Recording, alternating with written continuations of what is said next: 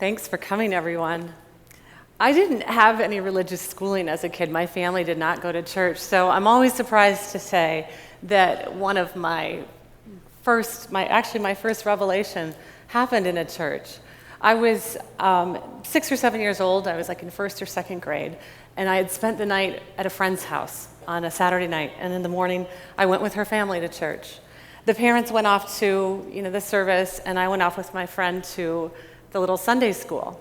And at this Sunday school, we were given these booklets. And what the booklets were these reproductions of watercolors that were pictures of wildflowers and butterflies and clouds and all of the natural wonders.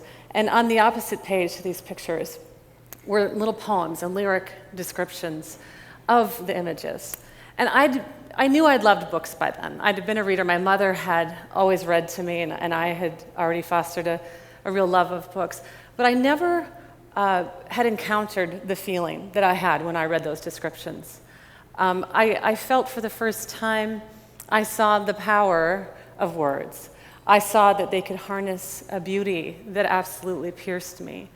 And I remember it as a moment of real change in my life. It was at that moment that I knew.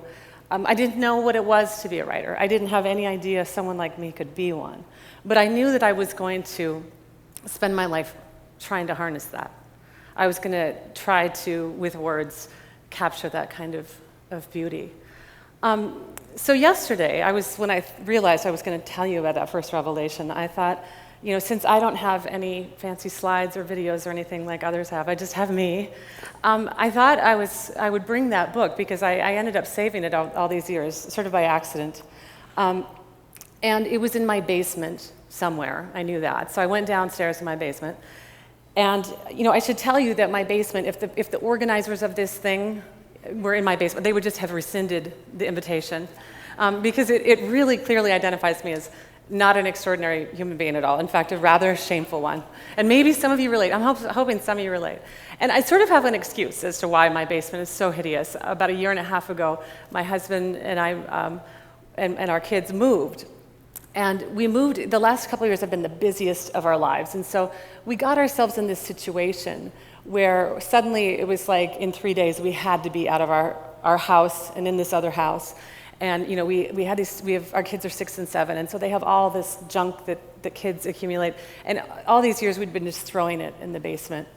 And so what happened is I had to, in like 3 days, box everything up and just move it to the new house. I didn't get to go through things like a good citizen does and bring things to Goodwill and the dump. And so I found myself, and I keep saying we moved, but actually my husband, who's in the room, a very extraordinary man, but useless at packing. Useless at packing. It was like the cats were more assistants in this move than he was. And so I'm by myself in the middle of the night in the basement, boxing things up. And on top of this, I have like 101-degree fever because I've suddenly become ill. And so I had reached this moment in the middle of the night on one of these nights packing where instead of being reasonable and writing things like kitchen utensils and kids' toys and stuff on the boxes, I had sort of the inner feeling, the inner me was really coming out. And so on the boxes I would write like, useless crap you're too pathetic to get rid of. And then like I'd tape it up. Pants you're always going to be too fat to fit into, so let it go. And taping that up. So this is what I had to encounter yesterday when I revisit my basement, because of course we've not unpacked these boxes. And I never did find that book. I don't have it up here to show you, but it is in my basement. But what I did, and this happens to me all the time, really, in my life, as somebody who writes nonfiction, this is the sort of stuff I'm constantly having in mind, and that is, what does this experience mean? What's the greater meaning? And I thought it was a really wonderful kind of metaphor for what I want to talk to you about today. And that is, our deepest treasures are buried in the crappy detritus in our life. That, so much of that reach for the extraordinary is bound up in the self-doubt, the self-loathing, the darkness, the difficulty, the things that we bury. And I think that everyone who came up here and stood before you today knows that to be true. That what we accomplish is built on what we failed at, what we tried at, what we hope to do better someday. And that is too, the title of my talk, Radical Sincerity. We often use this word radical, I think in a way that isn't quite really what it means. We think of radical, we think of people who are outside and extreme and agitating in some way or bringing in outside ideas. But really the definition of the word radical is of the root, of the origin, the fundamental. And that's what and sincere means true. And so what I want to talk about today is this. I do think that the journey to extraordinary is through the true root, finding in ourselves that voice that we know to be true, that we recognize as the voice that makes the most sense, that sometimes it's in the form of a calling, like that calling I think I experienced, when I got that little booklet that I can't bring you. And sometimes it comes later in life when you realize that you're on the wrong path, or you're married to the wrong person, or you never thought you wanted to have kids, and suddenly you realize that you must. And I think that is, such a powerful and fundamental ingredient of that reach to extraordinary. And I keep saying reach to extraordinary because I think we're all ordinary in this room, and I think we're all extraordinary too. And so, the line between those things is very thin. And the only difference between how you can get from this side to that side is that reach, is that identification of, are you following that truth that's at your core. I followed that really in my early years. I was a very ambitious young woman who wanted to be a writer and thought I could be, even though all these voices around me said, well, that's not reasonable, and nobody's going to pay you for that, and all those things. I ignored those voices, and I moved forward. But something happened along the way to make my journey more difficult. And that is when I was a senior in college, I was 22, my mother suddenly got sick and died. She was 45. She died 7 weeks to the day after she found out she had cancer. And she was really my only parent. She was my taproot in a real way. And when she died, I didn't know how I could live without her. I had absolutely no idea how I could thrive in a world without my mother. And so I had to figure that out. And I did all kinds of things. I first tried to replace my mom. I tried to sustain my family and sort of fill that hole that she left. And then I found out I couldn't do that was impossible. And so then I decided to self-destruct. And that, in some ways, seemed like, in retrospect, I can see, in some ways, that was like a way of honoring my mother, to say, I cannot bear this world without her, and so I won't. And so I actually came to Portland. I was living in Minneapolis. I got involved with drugs. I was promiscuous. I did a lot of things that were really harmful to myself, and also ran at a cross current to that kind of radical sincerity, that core root within me. And it was because I loved my mother so much. But what's interesting to me is, so here I was trying to destroy myself because I love my mom so much, but what saved me is how much she loved me, because I couldn't forget that. I could not forget in the midst of my darkest hour how much my mother loved me. She used to, with my brother and sister and I, when we were growing up, she used to play this game that I just did with my own kids this morning, and she would say, do I love you this much? And we'd say no. Do I love you this much? And we'd say no. This much, no. On and on and on, until she was reaching as wide as she could reach. And the answer was always no. The answer was always that the amount that she loved us was not containable. It was not within reach. And I'm hoping that all of you in this room have been loved like that. Because once you are loved that way, I do think it's always with you. And so ultimately, what I realized in the midst of my most difficult hour, which was really like a difficult couple of, 2 or 3 years, is that love existed in every cell of me. And the greatest honor to my mother would be to live my life as if that were true. And because that was the truest truth, I decided to do that.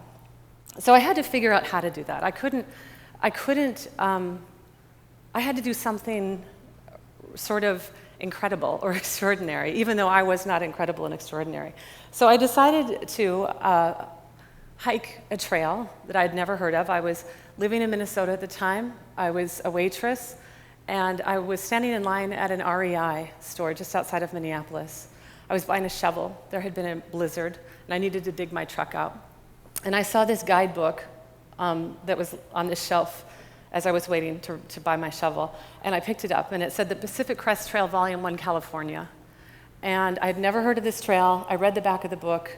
I thought it was interesting. For those of you who don't know what it is, it's a wilderness, it's a national scenic trail that goes from the Mexican border to just past the Canadian border through California, Oregon, and Washington, up the crest of the Pacific Crest, the Sierra Nevada and the Cascade Range.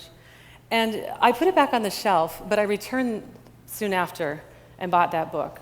I'd never gone backpacking a night in my life, but I had grown up in the wilderness of northern Minnesota. I had known what it was like to be among the silent and the wild things, and it was my home. It was a place that gathered me. And so it was my turn, I guess, having lost my home, it was my way of seeking that out so that I can find my footing again. So I did that. And I began my hike. It was the summer of 1995. I was 26 years old. I began my hike in the Mojave Desert. I didn't know what the hell I was doing. I put way too much stuff in my backpack. I thought that's what backpackers did. You just carried a bunch of shit out there. And I should say, so for months, the organizers of this event would email me and call me and say, "Do you have any questions? Do you have any questions?" And I was like, "No, I don't have any questions." Yesterday, I had a question. It was, "Can I say shit?" They said yes. So that was an approved shit. So I'm out there and I'm carrying all this stuff, and I really literally cannot stand up. I'm hunching in a remotely upright position. And the pack, everywhere it makes contact with my body, is rubbing my skin away, and my feet are blistering, and I don't encounter another human being in the first 8 days of my hike. I was out there 94 days. And it became the norm that I would go days on end without seeing another person. And all of that was incredibly difficult for me and interesting to me and good for me.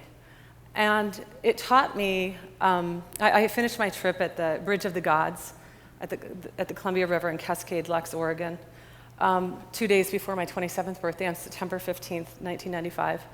And what I learned in that journey, and I just want to say first, I hiked 1,100 miles of the PCT.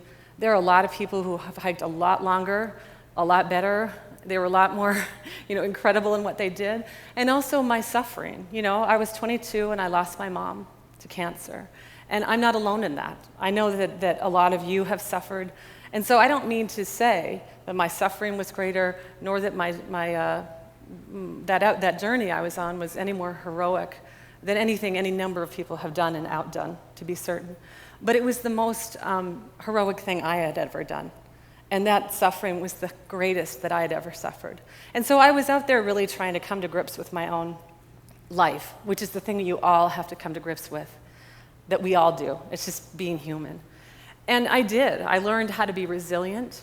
I learned about, I guess, the fact that even though here I was carrying this weight I couldn't bear, I bore it. And even though I couldn't live in a world without my mother, I was living in one.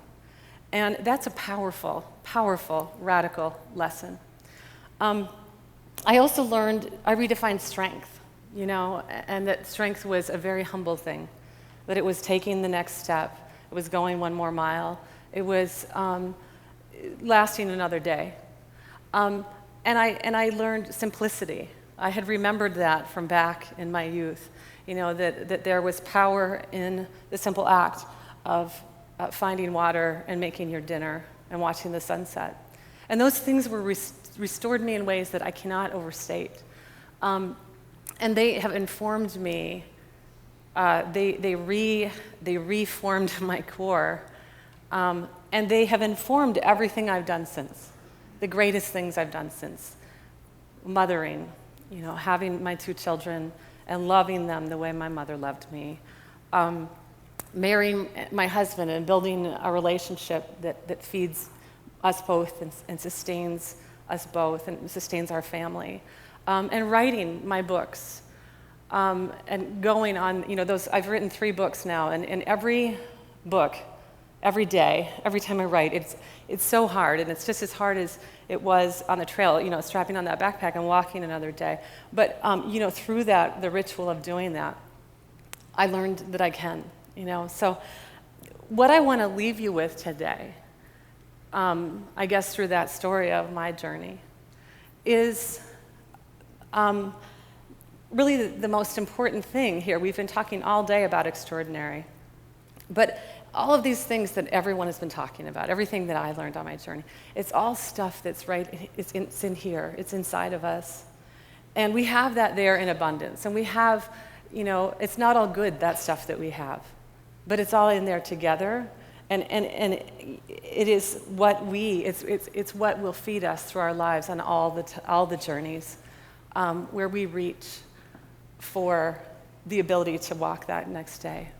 So I thank you, and I hope you keep walking.